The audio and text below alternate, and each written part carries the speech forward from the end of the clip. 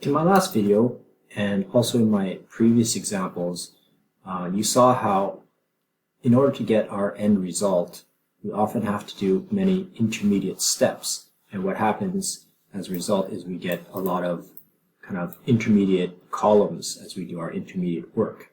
Okay? Sometimes you can avoid having these extra columns. Sometimes it's nice to use them just because it some people find it easier to kind of make sense of what they're doing when they have these intermediate steps. But some people like to have a very clean look and like to put everything in one big formula.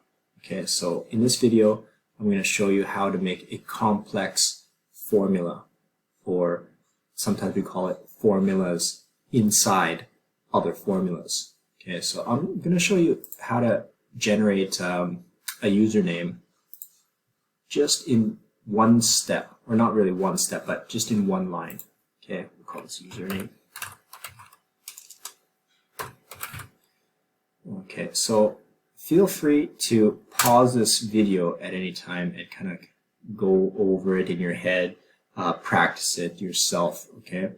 Because it is quite complex and it might take a little bit for you to wrap your head around it, okay? So let's talk about what we're actually doing when we create the username. So I'm going to enter a formula, and what we did was we actually used a left function, if you recall. Okay? And when you start typing in a formula, you can actually see here that it starts telling you what you actually need, or the parameters that you need inside a function. So you can see it needs two parameters, the text, comma, the number of characters. So text is John, comma, the number of characters we want is 1. Okay? And if I want, I can actually hit enter now. You can actually see it there. But now what I'm going to do is I'm going to take this formula and I'm going to include it inside another formula. Okay? And if you recall, what I actually did is I took the concatenate formula. Okay, so if I start typing, you can see it shows. You actually double click it, and you can see it puts a concatenate formula and it opens my parenthesis. Okay, and if you can see, concatenate takes several texts. So this left function, which got my first letter, is going to be my text1. Now I'm going to put a comma, and my text2 is going to be the surname. Okay, and I can close my parenthesis, and you can see the color matching of the parentheses. So the parameters of the left function here are in red parentheses, and we have two parameters in there. And with the concatenate function, you can see the black parentheses, and you can see the different parts. So let me try to highlight that. I'm not very good with my mouse, but that left function would be the first parameter, and that B2 would be the second parameter of that concatenate function. If I hit enter again, you can see that it actually does that.